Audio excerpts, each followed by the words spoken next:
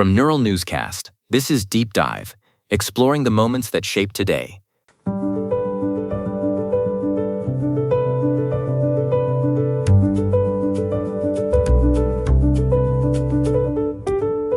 I'm Vanessa Calderon, and you are listening to Deep Dive.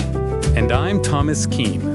Today is April 13th, 2026, a date that holds heavy weight in the American story, from the halls of the White House to a small, isolated courthouse in Louisiana. Right, Thomas. We have a lot to cover today. We're going to navigate a dark chapter of the Reconstruction-era, celebrate massive birthdays in politics and the arts, and even talk about a very large four-legged arrival in the 1700s. It is a day of deep contrasts. Let's start in 1873 in Colfax, Louisiana, where a contested election turned into a massacre. This was the Colfax Massacre. It followed the 1872 race for governor, which was incredibly messy. Black freedmen and Republican officials had essentially barricaded themselves in the Grant Parish courthouse to protect their hard-won political gains. On Easter Sunday, a mob made up of former Confederate soldiers and Ku Klux Klan members surrounded them. They used a small cannon to flush people out. There was a targeted, brutal attack on black citizens trying to exercise their new rights. The numbers are staggering and heartbreaking, Thomas. Somewhere between 62 and 153 black men were killed. The most terrifying part is that many were shot and killed after they had already surrendered. It was a clear message of intimidation. Exactly. It really was a turning point. It showed the world how far white supremacists would go to dismantle Reconstruction, and the lack of federal intervention afterward set a dangerous precedent for civil rights in the South for nearly a century. While we remember that struggle, we also look at the birth of a man who helped build the initial framework of the nation, despite his own complex contradictions. You are talking about Thomas Jefferson, born on this day in 1743, the primary author of the Declaration of Independence and our third president. He is essentially the ultimate architect of American republicanism. Jefferson was a true polymath. He championed Enlightenment ideals and individual liberty.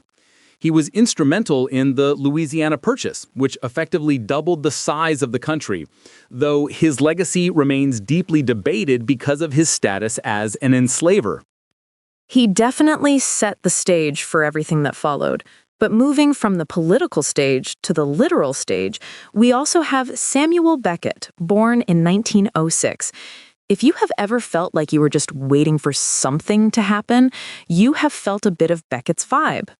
Beckett was an Irish avant-garde master. Best known for Waiting for Godot, he won the Nobel Prize in Literature in 1969. His work is sparse and existential, focusing on the human condition in a way that was completely revolutionary for the time. And from the minimalist stage of Beckett, we go to the massive presence of Ron Perlman, born in 1950. He has that incredible gravelly voice and a face that was born for the screen, even under layers of prosthetics. Perlman is a standout performer. Whether it was his breakout role in the Beauty and the Beast television series or his iconic turn as Hellboy, he brings a real grounded weight to every character. He has been a staple in film and TV for over 50 years now. He is a legend. But speaking of massive presences, Thomas, I think we need to talk about the arrival of 1796. It was not a person, but it definitely turned heads in New York City. That would be the first elephant to ever reach American soil, a 2-year-old Asian elephant from Bengal. It arrived on April 13th, 1796, as a gift that became an instant sensation. No way. Can you imagine the hype? No internet, no photos, just people hearing that a giant, trunked creature from halfway across the world was in New York. It was the ultimate viral moment of the 18th century.